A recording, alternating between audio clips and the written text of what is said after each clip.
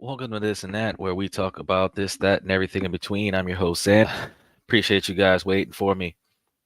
Uh, had to budget some wealth today, and likely that's what today's topic is about. I know we wanted to talk about financial independence, but let's talk about financial literacy, because financial independence only happens after you've acquired financial literacy, and financial literacy is going to be the ability to understand and make use of various financial skills. And these skills are going to include budgeting, investing, borrowing, taxation, and personal finance management. So, when we're talking about being able to budget, when we're talking about being able to borrow, you got to know where you're borrowing from. You want to have your budget where you're able to spend less than what you make.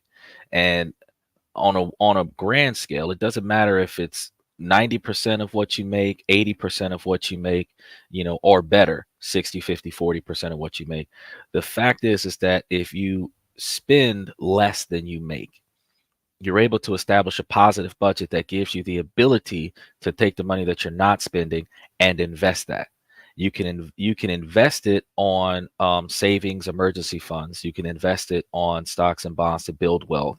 You can utilize some of those funds in certain situations to invest in credit building or um, paying back debt to boost your credit status so that you can have a better credit score that gives you the ability to have lower interest rates.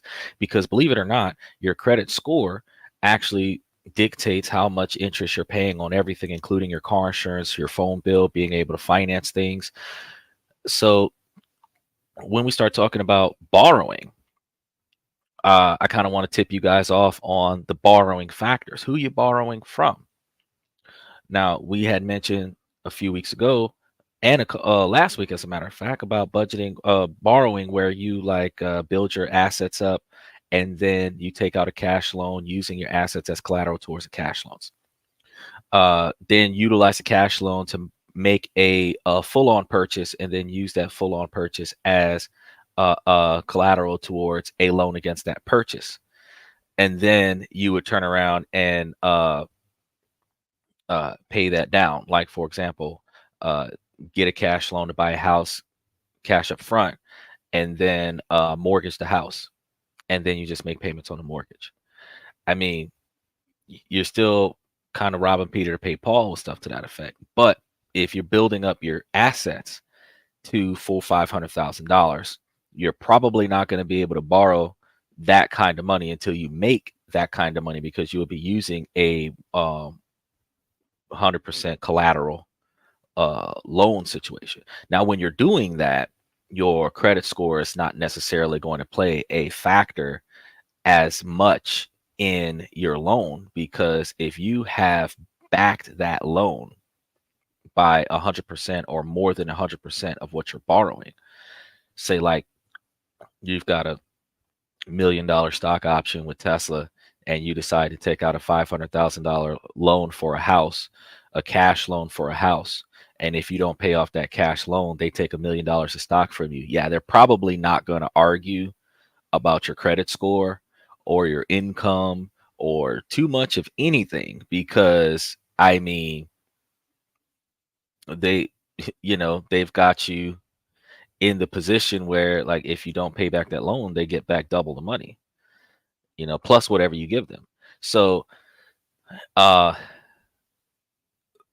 building up to that particular type of level is important.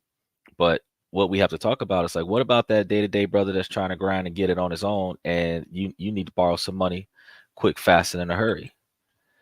Most of us typically go to payday loans. Payday loans are a good way to grab you some cash. They are. You got Dave, you've got Albert, all these other apps where, a few $100s here and there, $500 here and there, the amount of your paycheck advanced to you, cash advance situations. All of these things are accessible to you. But the problem with borrowing from those particular types of entities is the interest rates.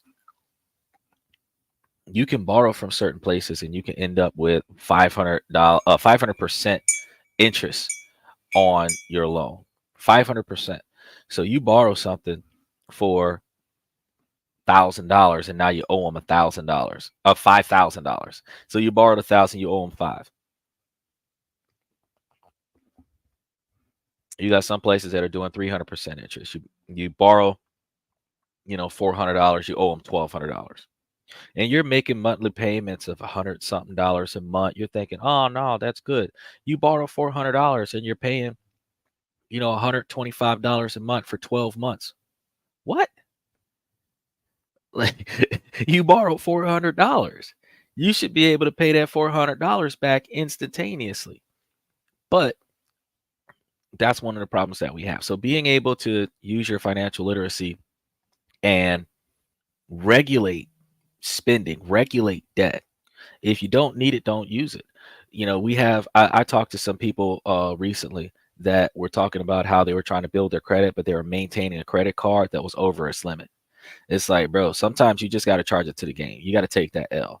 Yeah, paying down the card does keep your credit score from going any lower than what it already is, but having a maxed out card on your card is on your credit score is as bad as having a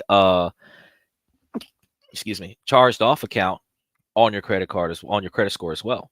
So if you're over the limit, you're barely able to pay the interest on that card, and you're not making any headway on the maximum balance on that card, you might as well just let that card go. Just let it go. Let them charge it off. Down the line, when you're making extra money, if the debt is still sitting there, because debt's usually sitting on your credit score for 7 to 10 years, or roughly, give or take, and usually you're able to you know they're going to get contacted by them on a regular basis anyway, and you usually be able to work something out with them down the line where you could pay them back like 60%, something like that, of what the total balance is, which is typically when they do offer you the settlement, you're typically paying probably $100 less than what you originally owed on it when it got charged off, as opposed to the 3 times as much with the interest and everything that they threw on there, just so that they can get some money out of you and close off the account. Now, when you pay off charged off accounts and negative debts towards accounts, it does positively improve your credit, but not as much as paying off 100% of the balance. So if you go through a debt collector, and you pay off your debts through a debt collector, by settling on a percentage amount, you will get a percentage of your credit score improved. So like they might give you 10 or 20 points instead of giving you 150, 200 points for clearing off that situation. But that situation is no longer negatively impacting your credit score. That's a positive thing, because debts and collections negatively impact your credit score and negatively impact your approval rating when you are borrowing and financing. So removing that stuff off of your credit is very important. Down the line, what you're looking at is when you're borrowing money, you want to look at where you're borrowing money from. Like I asked you that question before, you want to borrow money from places that are typically you want to borrow money from yourself. But if you're going to borrow money from places, you want to borrow money from places that you actually meet the criteria of. And this means that, and this is why a lot of people that are hard up for money, that they typically go to payday loans and cash advance places, because the criteria is very low. But you want to get your criteria up there, because if you're going to get you a loan, you want to go to a bank and you want to get you a reasonably sized loan, right? A one size fit all loan, and then pay for some stuff for several months out, and then just make payments on that loan. By making on-time payments on that loan, you're able, this is basically called consolidating debt, because you're going to take out a loan to pay off a bunch of debt, which clears out all that debt, which boosts that credit score. And then you just have this one loan that you have to pay for, which probably has less interest rates than the combined interest rates of all of the other items that you are paying for. This is another rob Peter to pay Paul scenario, but you still owe somebody and you still got to make payments on that. So one of the reasons why I said at the beginning of the show is that it's probably better for us to up our game by putting some extra money aside that we're not spending. That way we have that money to go and um, take care of that debt and take care of those emergencies. Now, the other aspects of financial literacy outside of budgeting and borrowing is taxation. There's a lot of stuff that we don't know about, and we typically go to our local H&R Block or TurboTax person, and we ask them to do it for us. If you take the time to read up on a lot of the stuff that is in the tax laws, you will come to learn that whether you are an individual person or if you've got a business or an LLC of some kind, that there are tax breaks that you can get, tax deductions that you qualify for based on your spending habits, based on your month to month and year to year transactions.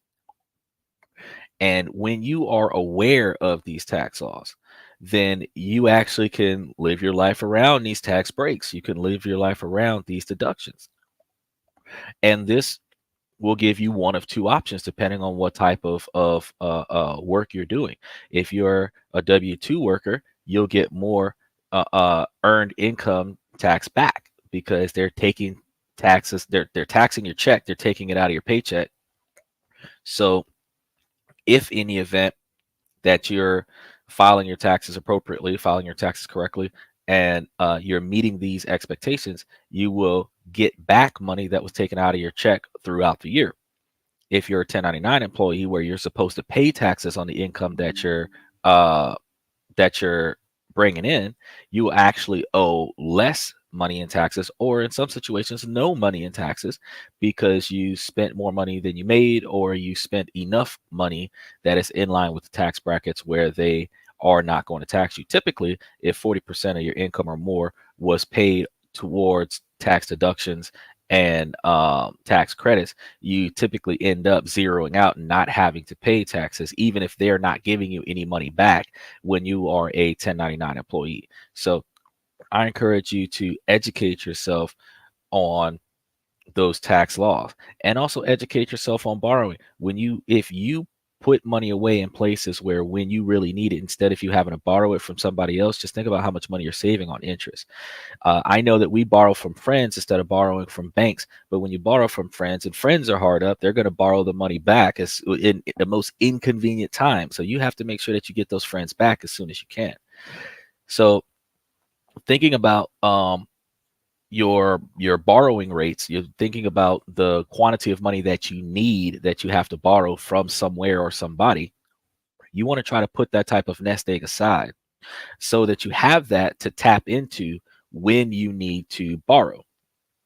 Now, the investing part and the personal financial management part, those two are a little bit tricky, because when you are managing your own finances, you're managing your own investments, you're managing your own stocks and bonds and CDs, mutualities, trusts, and all of that. And you have to micromanage that. But if you are the type of person that sets something up and then walks away from it and then never goes back and looks at it, your money could get big and your money could get small. Your money could disappear. You could, and you won't know it. So you have to be able to be tentative about your money. You got some people that like to cut corners, try to get a break, and if you don't do it correctly, you will end up in a bigger problem than what you would have been in if you would have just let it ride. So being the person that handles your own finances, you have to be more knowledgeable about what's going on with the money that you have and what laws are operating around how you report the money that you spend when you're doing your taxes. For those of you who don't file taxes, that doesn't necessarily really matter.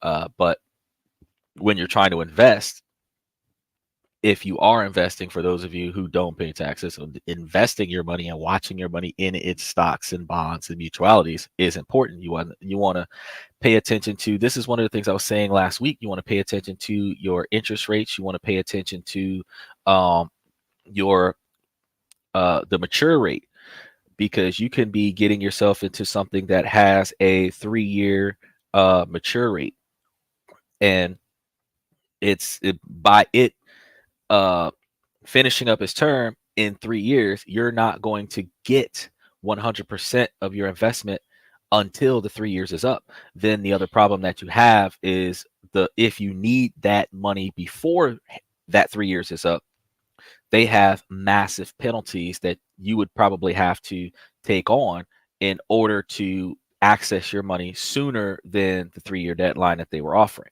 So it's very important to keep your mind open to the fact that, yeah, I could go to my local bank. They're offering me 5% interest after 3 years. If I put it there and, I'm good, then next month you need that money. It's not going to work. You got to leave that money alone, you know. So you want to make sure that you're not taking your bill money and investing it, trying to see if you can flip your money. Same thing with stocks. You can put your money up there. And I know some people who think, oh, I'm going to go in there and I'm going to play with the stocks and I'm going to get a high turnover ratio and blah, blah, blah. And look, it don't work like that, bro. You got to micromanage that. You got to put your money up. Then you have to put up a bid, and then you have to watch the market. And then if it doesn't look like you're going to get what you were planning on getting, you got to put up a counter bid so that you could break even somewhere, so that you could either get a little bit of a profit or not lose anything. And in some situations, if you don't catch it at the correct time, you got to, collateral damage and take a little bit of a loss. And when you're playing with the stock market, you are playing with your initial investment at first, and your initial investment is your livelihood. So you want to make sure that you have a little extra set aside so that you can dabble in this a little bit, and then you're able to turn around and put some extra capital somewhere so that you can invest into the stuff that's going to give you profits. Now, what I like to do when I'm dealing with stocks and investments, I feel like it's more worth it for me to do a little bit more risking if I put up a certain quantity of capital and I double the capital, where I can take the principal out and I can gamble with the interest. See what I'm saying? If I'm able to put up a certain quantity of money, doesn't matter what amount of money that is, I'm able to put up a certain quantity of money, and I'm able to double that money and then pull out my initial investment, where the only money that's in this stock option is all interest. I have no problem with taking a risk on that. Why? Because it's all profit. It's not my initial investment. My initial investment is somewhere else. If my initial investment is able to initially invest in something else, if I put up $1,000, $5,000, $20,000, I put it up, I double the money, I take that money out, I go put it somewhere else and invest in something else. This $20,000, this $5,000, $10,000, $500, $1,000, whatever, this money's sitting right here, all profit. So if I double it, great. If I lose it all, hey, I'm not at a loss technically, because that's all profit. See what I'm saying? That's all interest. But you have to pay attention to your investment strategies, and you have to pay attention to your interest returns. You also have to pay attention to, when you're dealing with investments as well as stocks and bonds, you have to look at the transactional fees. They charge you fees when you buy and sell. And when you're paying attention to how they're charging you fees when you buy and sell, your profit margin is going to be how much you get after I'm gonna call it, tax you for, when you bought something or when you sold something. If there's a 0.03% charge for each time you buy, and the 0.02% each time you sell, the fact that you would have to either sell then buy or buy then sell means that the total transactional fee that you need to make a profit between the purchase and the selling is going to be 0.05% of whatever your investment amount is. So if that 0.05% turns out to be $50 total, because you have to pay $30 to sell it and $20 to buy, then if you're dealing with low numbers, like $500 or $1,000, you would have to make sure that when you bought $1,000 worth of shares or investments or whatever the case may be, and then sold it at $550 more or $2,050 more than what you bought it for, so that you can realize your $1,000 profit. Now, I'm doing exact figures, but you understand the fact that in order for you to say, oh, well, I turned a profit on that, the what you bought in at plus how much it costs for you to buy in has to be exceeded by what you cashed out at. So if you invested $1,000 and it's going to cost you $50 for the round trip transaction, then you're $1,050 involved. And that means that you have to make more than $1,050 at the end of the total transactions. So if you went in with 1,000 and you came out with 2,000, you made $950 because they charge you $50. And that's what you have to look at. And when you're looking at your money market accounts, your mutualities and everything, like they have some money market accounts and mutuality accounts that allows you to get higher interest yields on your account if you have a minimum quantity of money in the account. If you don't have a minimum quantity of money in the account, they charge you monthly service fees. When you have accounts like that, you want to keep that minimum quantity of money in that account because you don't want to deal with the service fees, but you want to benefit from the interest rates. If you have another type of account that gives you interest on a maximum quantity of money, you can just keep putting money into that particular account. But if you want your money to go further, you want to keep the whatever the maximum quantity of interest that they're going to be giving you in there. If they say, well, I'm gonna give you, 6% on the first $500 and then regular interest rates on everything after that, well, put $500 in that account. Get 2 or 3 of those accounts and put $500 in them.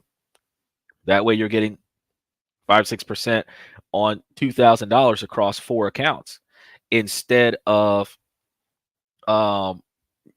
doing one account where you're getting 5% interest off the first $500, and then the other $1,500 is getting 0.057%, which is less than 1%. It's half of 1%. So half of one, instead of getting half of 1% interest on the rest of your money, while you're getting 5% or 6% on the first $500, you want to get 4 different accounts where you have 5% interest on the first $500 of each one of those accounts. And this is why I said on one of my other shows, I said, hey, at least 4 bank accounts, because you want to have at least 2 checking accounts and 2 savings accounts. You want to have 1 checking account where your money goes into direct deposit. You want to have another checking account where your money comes out of. So you'll have 1 checking account that you pay all your basic bills with: rent, light, gas, water, car insurance, guaranteed payments. Like this is going to be your residual monthly payments. That's going to be your primary bank account. Your shopping, buying clothes, buying groceries, buying stuff online. Actually, screw buying stuff online. Buying clothes, buying like other residual stuff, gas for your car, whatever the case, hanging out with your friends, all that's a different checking account. And really and truly, when you start doing online purchases, that's a whole nother account. You want to have like a secured account. PayPal used to be the account that you go to do online purchasing. So you would upload money to PayPal, and then when you want to buy something, you just charge it to that account. If shit doesn't go right, that's fine. PayPal will get you your money back. They're not gonna squash your account and dick you over on your personal bank account, because if it's not in your PayPal account, the transaction won't be approved. That used to be how we used to do it back in the day. Now, PayPal is so linked to your personal account that if you don't pay attention to how your accounts are set up, that your PayPal account can charge your personal account for a transaction that was done on PayPal. So you just got to pay attention to your money. This is also personal finance management.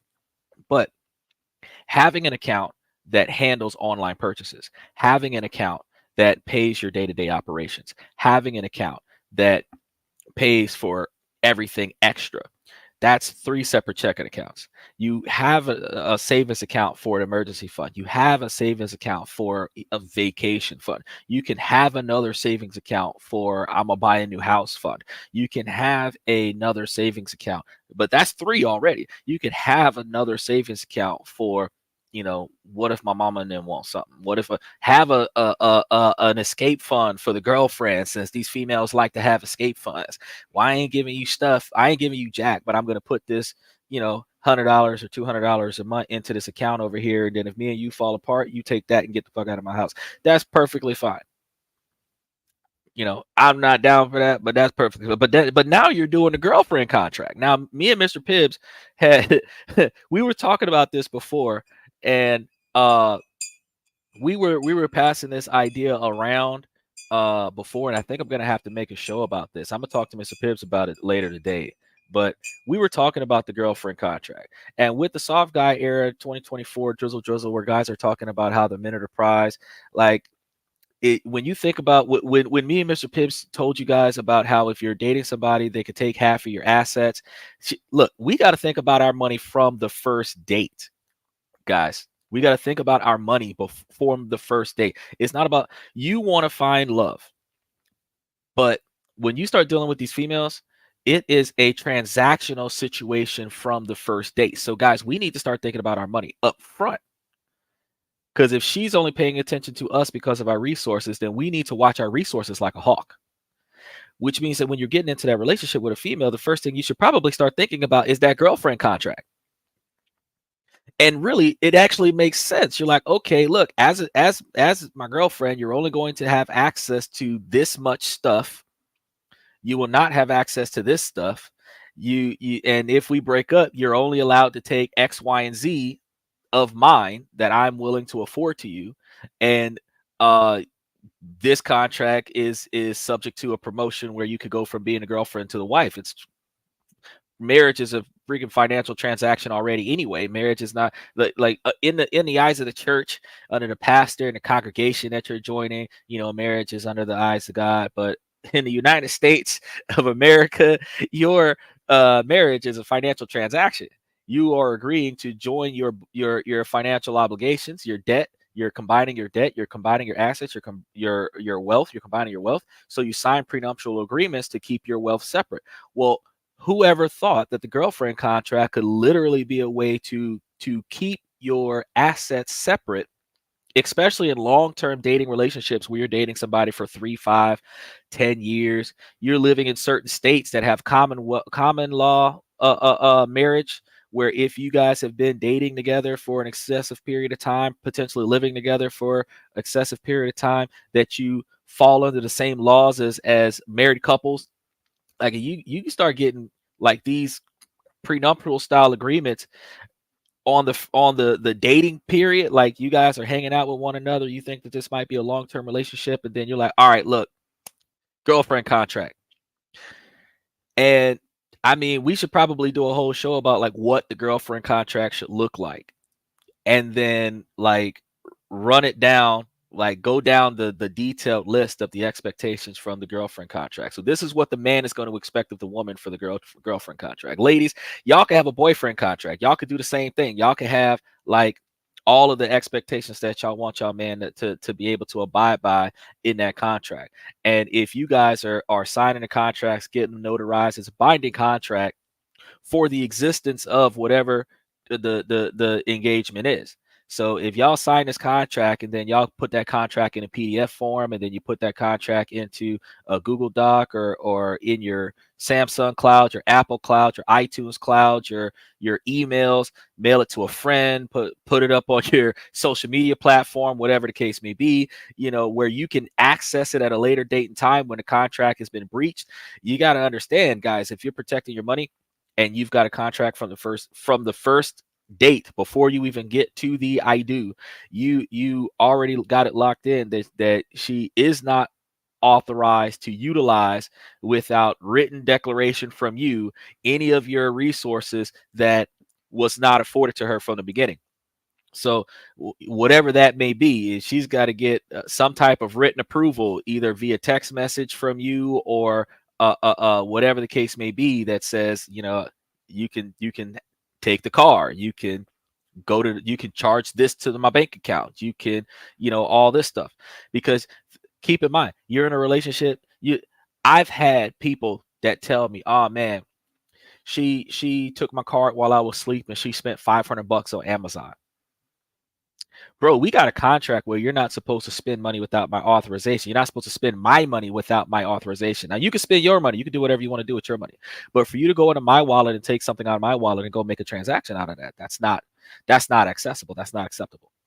Same thing with the escape fund for those women that are coming out of domestic violence and getting into a new relationship, and now they're trying to take that Tina Turner route and go and build them an escape fund, and they're siphoning money out of the man's bank account and putting it into their bank account so that if they have to get away from the man for whatever reason, that they can go.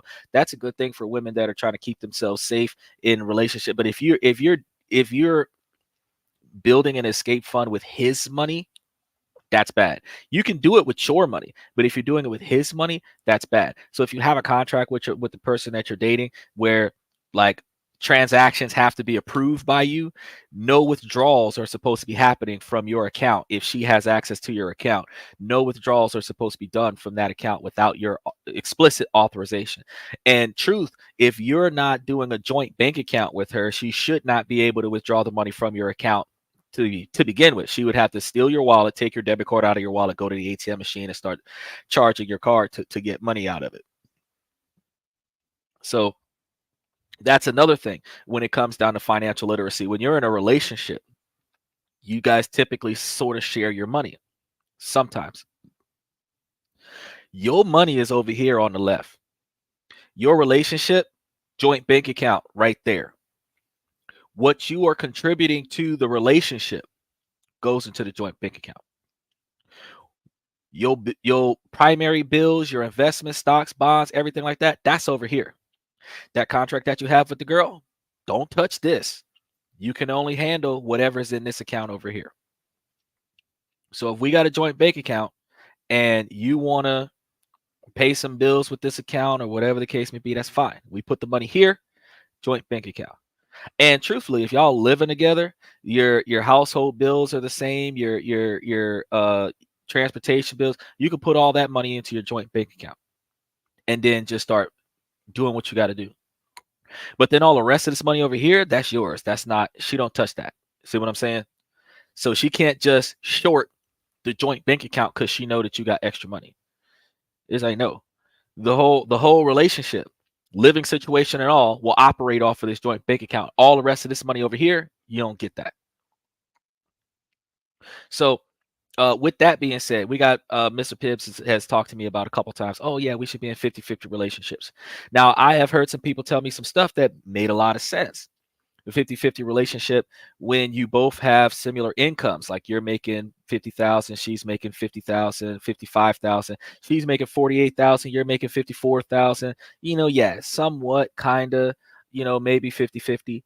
But what somebody told me that made more sense was you guys pay an equal percentage of the stuff. And I stopped and I thought about that. And I'm like, well, wait a minute. Equal percentage? Because that's not going to be 50-50. That's not going to be 50-50. If we pay equal percentage, that makes more sense. It's actually fair. Because if one person makes 70,000 a year and another person is making 40,000 a year, the person making 70,000 a year is making seemingly double the person that's making 40,000 a year. If both of them put up 25,000 a year for a $50,000 a year income, the person that is making 50,000 a year is putting a lot more of their money up than the person that is making 70,000 a year. So an even percentage would probably make more sense. If you said, you look at the expenses, you divide the expenses up and you say, okay, well, if I'm gonna pay for 2/3 and you're gonna pay for 1/3, you're dividing that up. You're probably gonna be like 40% per person, or 30% per person. But when you're doing that 30% per person, I'm probably going to be, if I'm making 70, I'm probably going to be putting up 60% and you're going to be putting up the other 30%. So like out of that 50 grand, you might be putting up like 25 and I might be putting up 50 because I'm making 2/3. But then you still got 25 grand in your pocket and I still got 25 grand in my pocket. Now that's equal. That makes a lot of sense.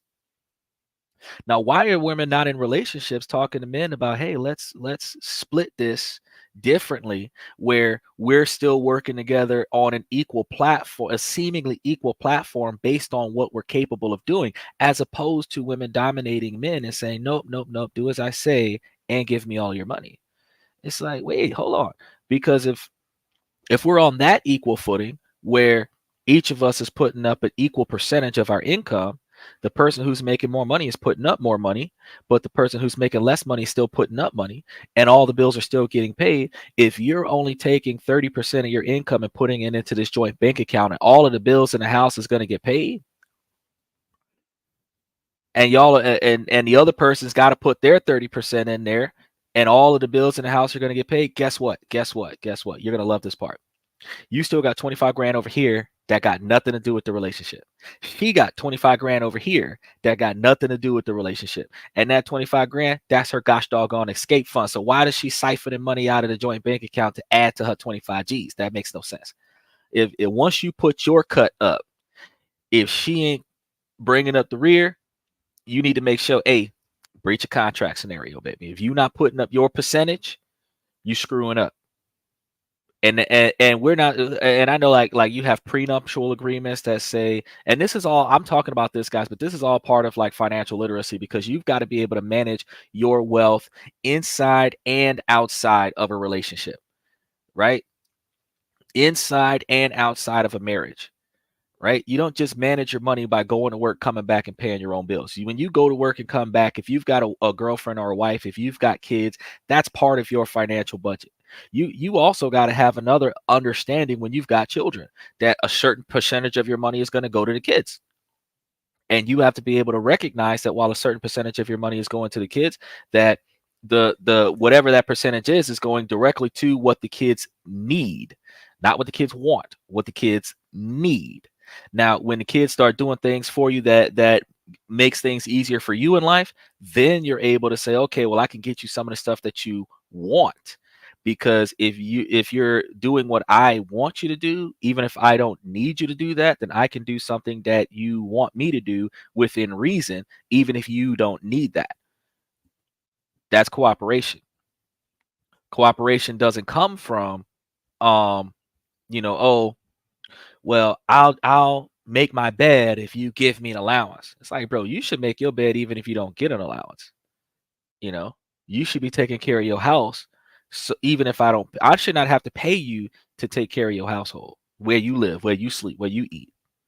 I should not have to tell you to take care of yourself. But if you teach your kids from childhood to be responsible, you're also teaching your children financial management. You're also teaching your children financial wealth.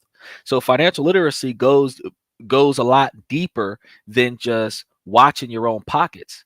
Financial literacy also goes as deep as teaching your children financial responsibility, because guess who hurts your pocket the most? Next to your wife and your girlfriend, is your kids, because they want stuff that you can't afford. They're charging $5,000 on Fortnite accounts. They're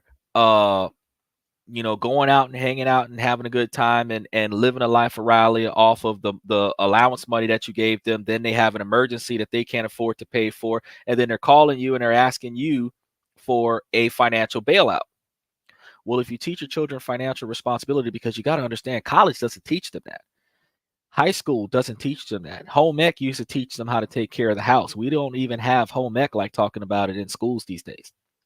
And financial literacy is not being taught to people in the colleges.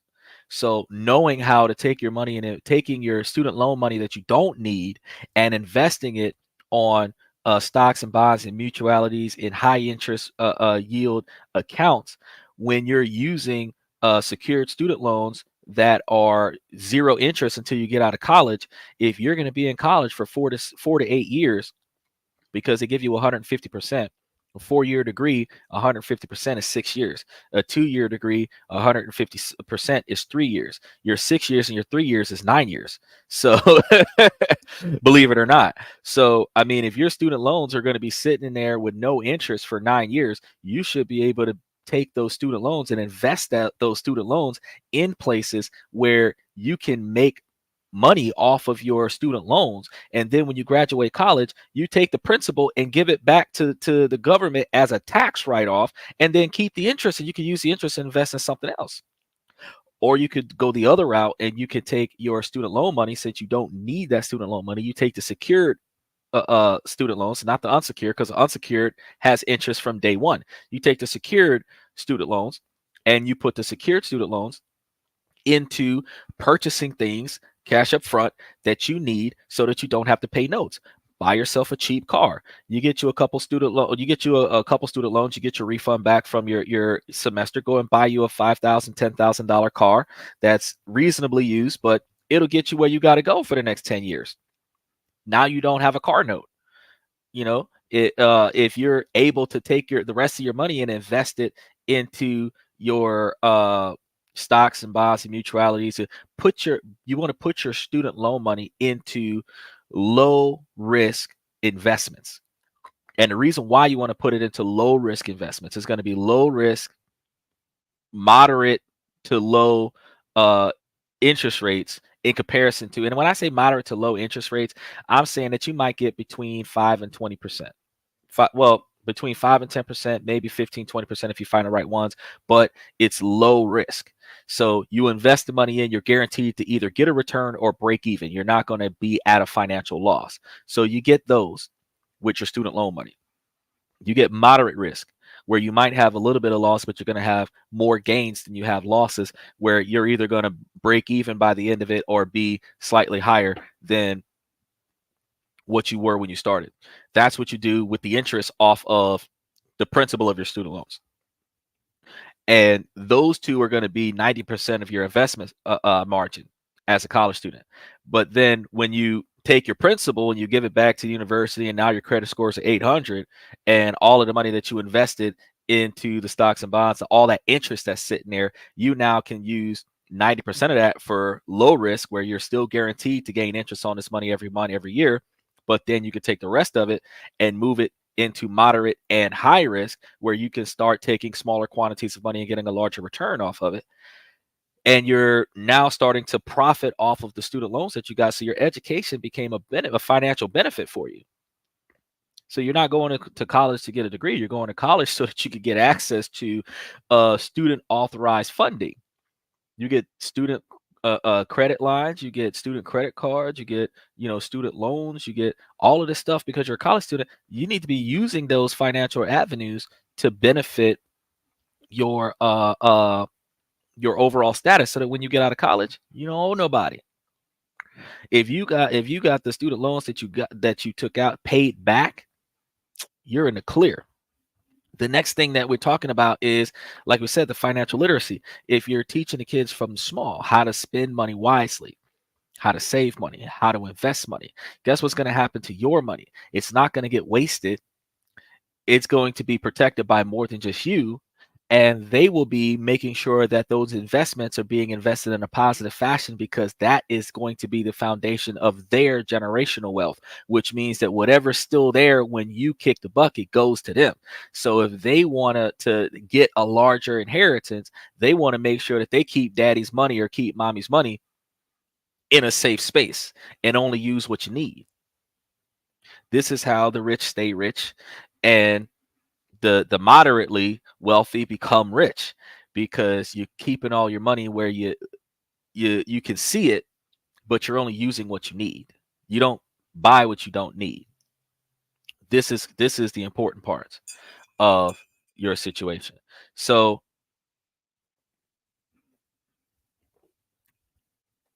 back to that whole dating contract, and like I said, I'm gonna talk to Mr. Pibbs about it, and we're gonna probably brainstorm this soon. But I thought that this would be a interesting thing to talk about, because if you do the girlfriend contract, and we're not just doing a girlfriend contract that's like that joke that was going around. It was a small trend for a short period of time, late 2023, early 2024. We seen a guy on social media recently walking up to girls, giving them a resume to be the boyfriend. And I mean, men are the prize, so we shouldn't really be giving them a resume. But think about it from the fact that, yeah, what about the resume situation? If we treat this like a job, at the girlfriend position, it's equivalent to the boyfriend position. So you 30-plus-year-old women that are making demands on your man, put that into a list and make that the obligation, make that the job requirements of being the boyfriend, and then have heightened qualifications for the husband. And then as he qualifies for the husband position, you're able to say, okay, we're going to end up getting married. Likewise, fellas, you need to have your contract ready with your expectations of her, whatever they may be, and then your and the financial expectations of her. And financial expectations doesn't mean how much she's spending on you. How financial expectations is what she's taking from you. So, you need to get all of that stuff categorized and organized, and then when you get all of that stuff together, y'all present each other's arrangements, and then y'all come to an accord. And when you come to an accord on the fact that you guys are agreeing to certain standards, agreeing to certain status, y'all end up you end up on a good foot. Now, I know that girlfriends are going to be like, oh, well, you can't cheat. You got to be monogamous. You can't do this. You can't do that. And it's going to be all about your behavior, because they expect you to give them all of your money, and they expect you to spoil them and treat them like, perceivably like queens, but, yet to see them actually behave like queens when they make that type of demand, because women that are queens don't have to ask you to treat them like queens. They behave like queens, so you can treat them like a queen. Uh, so those women that are not being treated like a queen, that demands to be treated like a queen, probably need to change their behavior and recognize that you're not being treated like a queen because you're acting like everything but a queen. And a queen by title is not a queen. A queen is a queen by behavior.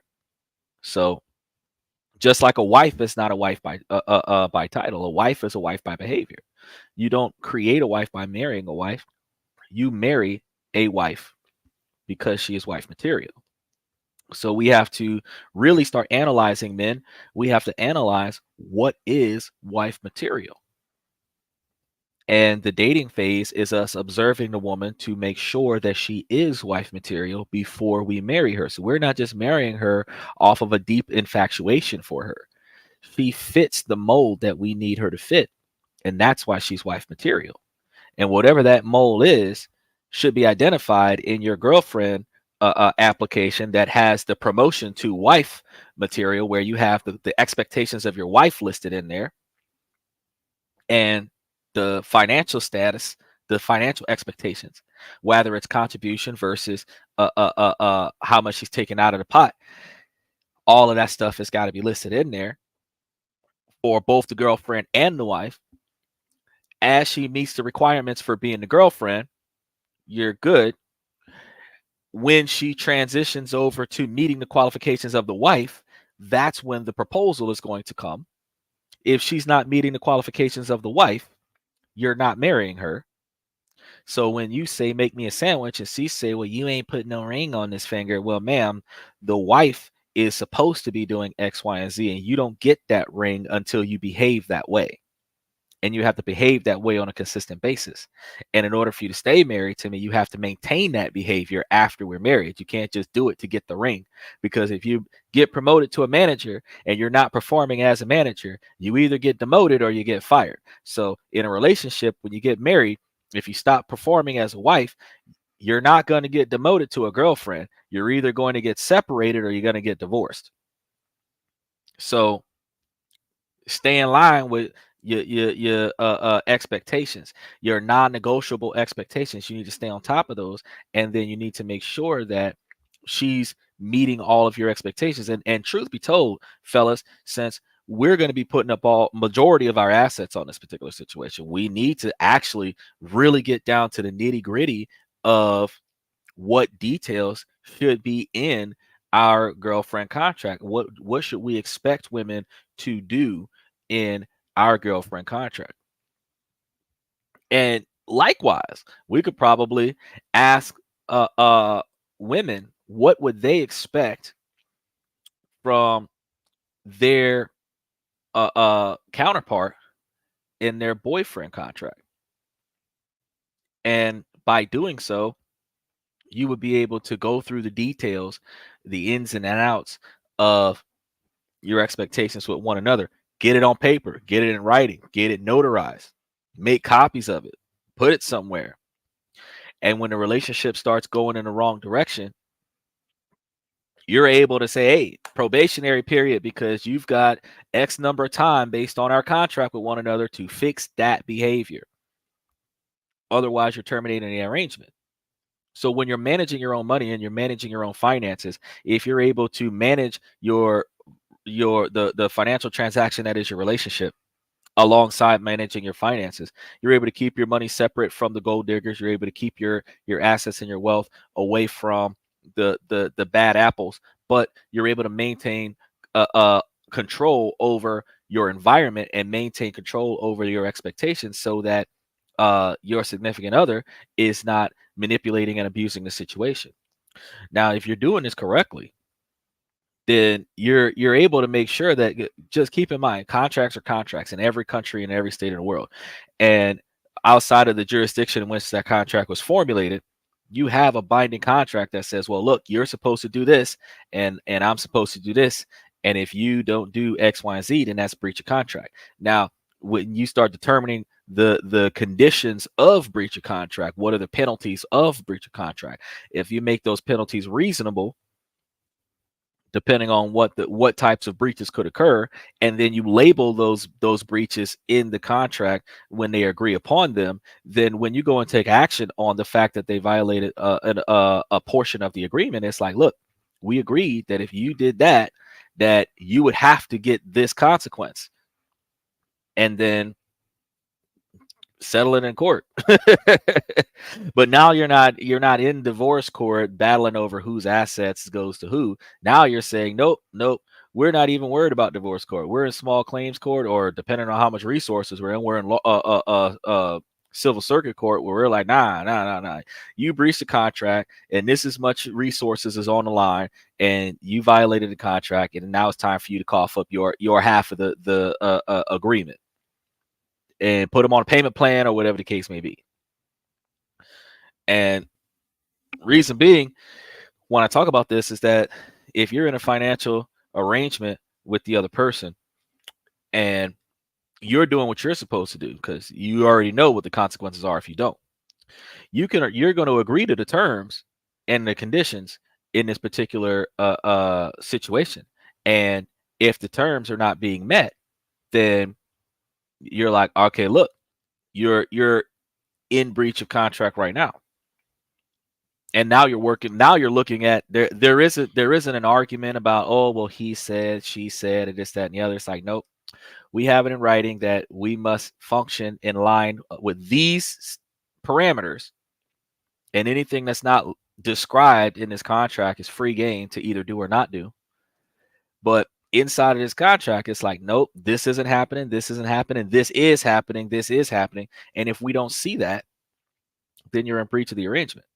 Now, the results of that breached arrangement is you either don't get whatever, or now you got to pay whatever. And if you're agreeing to those contracts when you first start, you're ready, because by the time you get down to the marriage, you guys are already hitting each other with prenups before the I do's, because you're like, look, we split everything when we first started dating, and now we've got more, and we would have to agree upon how this part's going to get divided up. But if your joint right here in the middle is going to be the 30-40% that both of you put up, and then your everything above that is your business that they don't get to touch, see, or anything like that on both sides, actually, then you should be able to come to an understanding that by the time y'all get to the marriage, it's like, well, look, same rules apply. It's just larger financial status. So when you're financially literate, you're able to understand the wealth, money investing, when you're able to understand banking, borrowing, because now you're in a situation where if you guys got contractual obligations to keep the majority of your money separate, and then you're going to put like a percentage of your joint money into the same account and cover some stuff, then now you have a scenario where if you're going to borrow, you're borrowing against your partner, and you're like, okay, well, if I come up short, then I can borrow some of it from you, but now I owe you X number of dollars, whatever. You're if there's going to be interest involved, you're going to be talking about what the interest rates are, but you should be trying to talk about no interest, but I'm owed this. And if I'm not making if I'm not making reasonable payments over a period of time, then I have to pay you X, Y, and Z, in addition to for failing to come through, and all of these problems. And that's why getting it all on paper is really good for you. So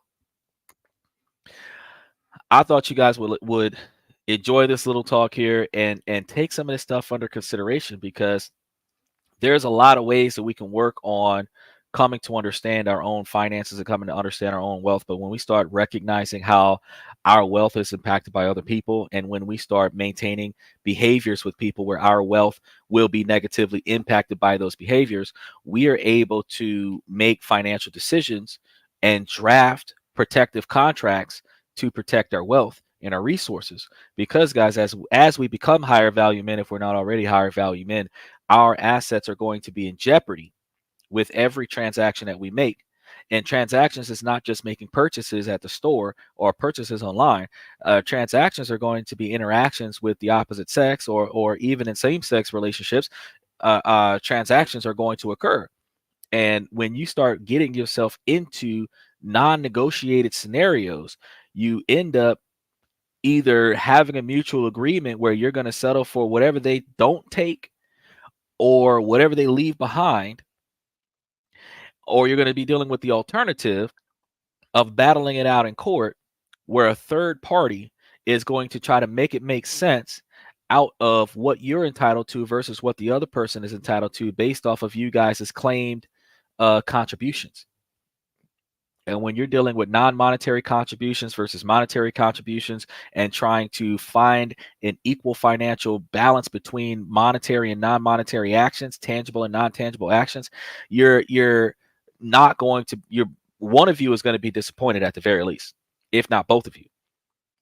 But if you can make it make sense, then the judge will be more on your favor. But if you don't have enough information, or if you lost some of your information, or if the stuff doesn't add up, and it looks like you probably should get less than what you're asking for just based off of how well you're doing right now, even though when y'all first got together you wasn't doing that good, they'll take more from you now because you're more successful than what you were when y'all met. If y'all get it in writing from the first agreement that y'all are going to lock this down, then you're keeping your assets and your wealth safer than what you would be doing if she was to get with you, hang out with you, siphon the money out of her bank account, then break up with you, and then go somewhere else. When you go to look for your money's gone. So, and then you also got to remember that the legal system is justice is slow, if not obsolete in some situations. And when you take legal action against a person, you've got to be able to find them to serve them.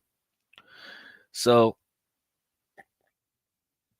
well, all of this stuff is fine and dandy to do with somebody who's actually going to be present and relevant in your life. Somebody who's going to disappear on you, it's going to be hard for you to take action against them. But if you could put a lien on everything that you know that they got, where they can't go nowhere until they compensate you for whatever you got going on. Now, all that's going to mean is that they can't sell their car. They got to scrap it. They can't trade it in for nothing. They got to scrap it.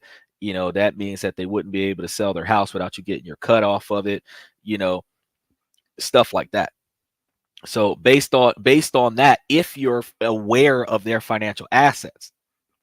But remember, if this 25% over here and this 25% over here is none of the other person's business, if you're not aware of those assets, then you can't really put a lien on it.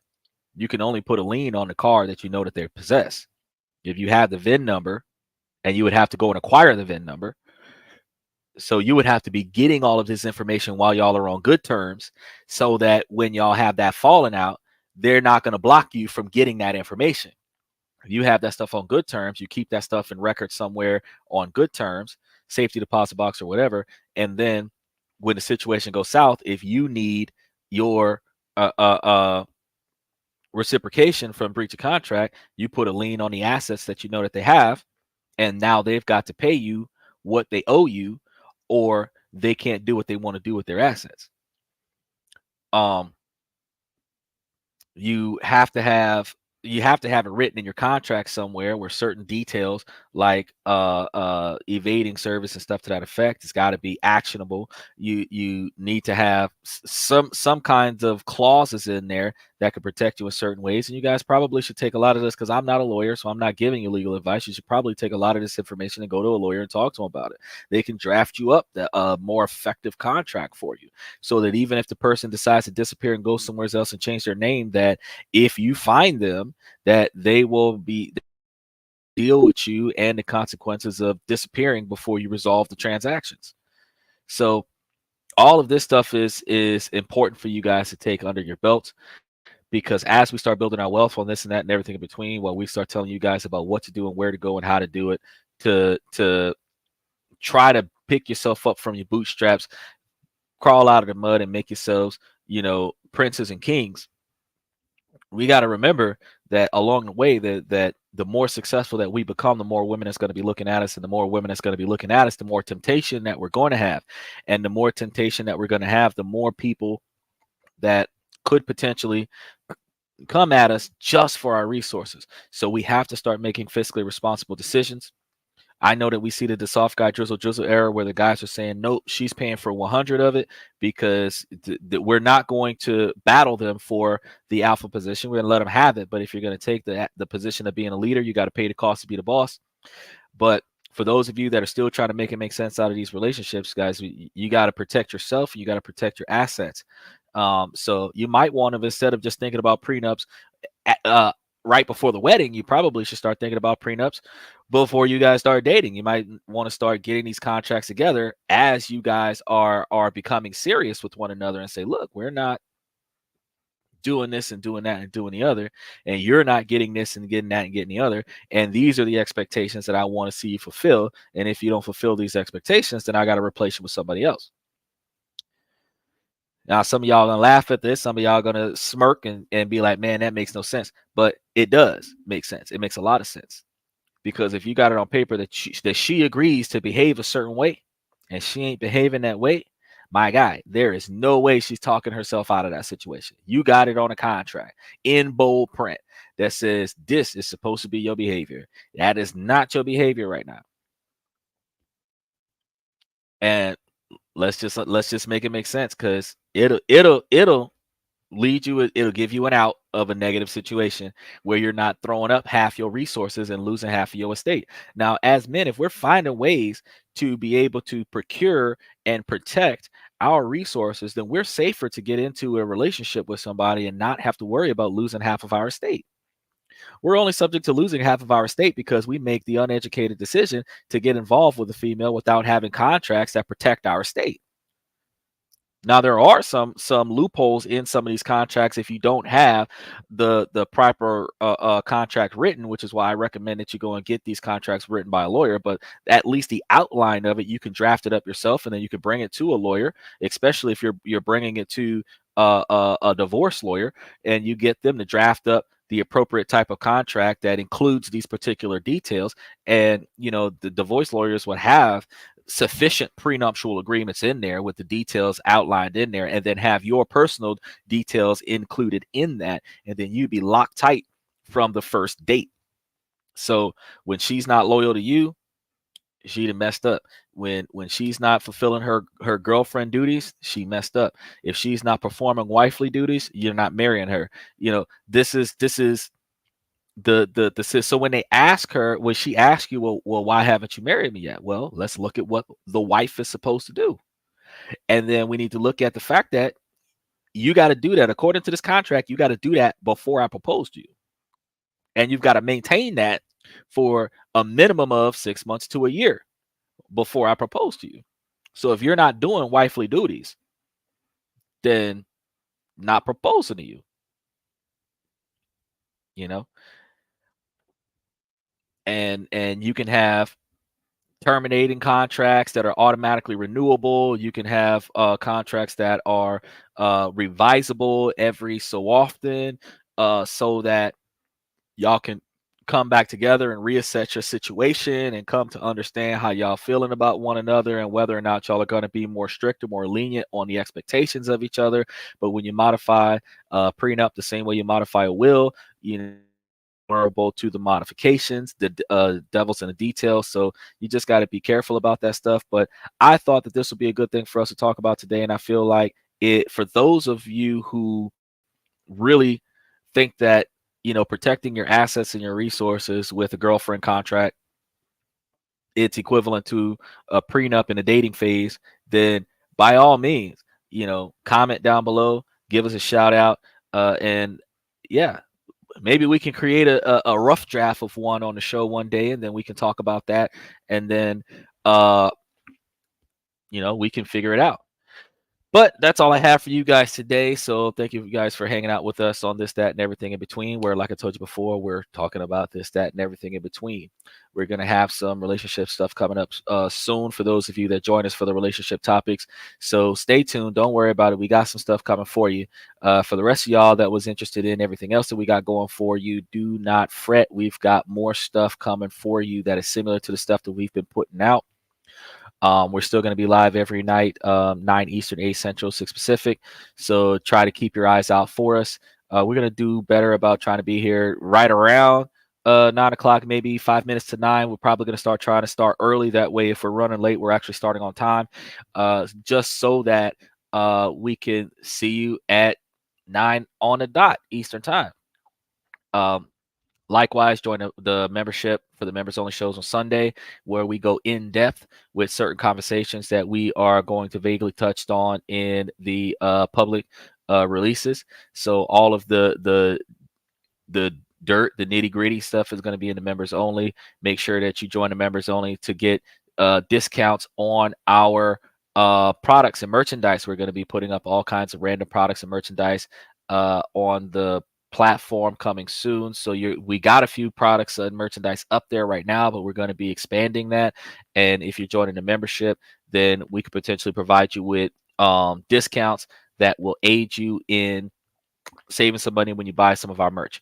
So as things get bigger, keep eyes out for that. Pay attention to it. And yeah, like I said, ladies, as long as the situation doesn't make sense, I'm going to keep asking y'all to make it make sense.